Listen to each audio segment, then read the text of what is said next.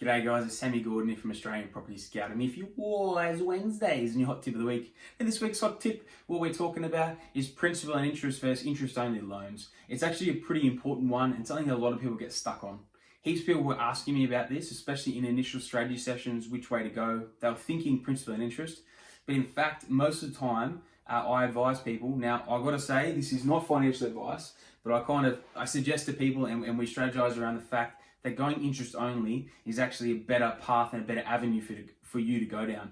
Now, the reason for this is because majority of the time, it's going to give you much better servicing to go and accumulate more properties. Now, when you're in the earlier parts of your journey, what you want to do is essentially accumulate quite aggressively.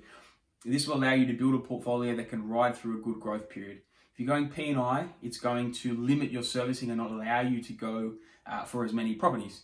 Now, the reason a lot of people ask me this, especially when they're starting out, is very simple. They go, well, how do you ever pay back the debt if you're on interest only? And it's a very viable question, and it's a pretty, it's a very good question. Now, essentially the way it is I like to build what a lot of people know I call a dual portfolio. Now, half of that portfolio is going to be high cash flow, and the other half of the portfolio is going to be high growth. Now, the high growth side of the portfolio, I believe, should always stay interest only. When you get to the end of a 5-year interest only term with someone else, that's when I believe you should, if you have to refinance over to someone else to keep that interest only period going. Now, the reason for that, I don't think there's ever any real need to reduce the debt on those properties, because with our strategy, we're always looking on the back end. They're going to be the properties we're going to sell to pay down the properties in the high cash flow side of the portfolio. Now, the high cash flow properties, now who knows how many you're going to need. You might need, 5 properties to hit exactly what you want to hit in terms of cash flow. That might be $150,000 a year passive. When you finish your accumulation, this is what I've done for myself. Even though I haven't finished my accumulation, I've done it with a couple of properties that make sense to do so because they're very high cash flow.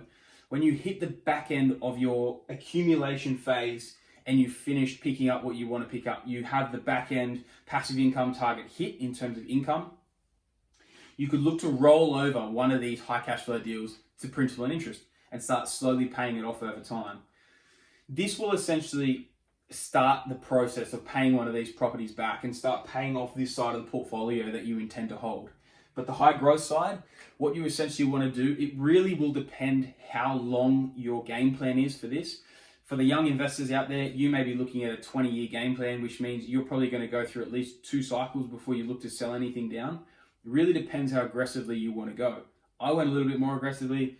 When I went through 1 cycle, I sold off one of my properties and in the process of selling another because those properties doubled in value. The debt level stayed the same. So when I sold that thing off, I had a huge amount of equity there that I've used to pay down some debt and fund extra deals in the high cash flow chart. That's essentially how you get to the position where you can essentially retire. When these things have doubled, which is essentially what you're going in for high growth deals for, it is to have massive growth to reduce the debt on the high cash flow. So you sell these down, their debt's gone, and let's say you make $200,000, $300,000, $500,000, whatever it is, whatever the strategy is will determine how much you make on those properties. Once you've sold down, cleared the profits on those deals, you transfer that over, and you can essentially reduce the debt on the high cash flow side of the portfolio. This essentially will eliminate your debt, send it to zero. What happens when you've got no debt? All that rent coming in from those high cash flow properties, that is your passive income stream. And I'll tell you right now, guys, that is how you retire. There's a very, very simple way, and I can tell you right now, I did it in 9 years. In the first 5 years, I had no idea what I was doing, really. I was kind of winging it and just running with it. I can tell you right now, if you guys come on board with us, for one, but regardless of the way you want to run it, I can guarantee you right now, if you invest intelligently, this is a highly achievable in a 10-year window to have these things doubled enough to sell down, pay off the high cash flow side of the portfolio, and own it debt-free. That's essentially the benefits of going interest only versus principal and interest, guys. I think it's honestly one of the most overlooked and kind of misinterpreted, I guess, subjects in the game of property.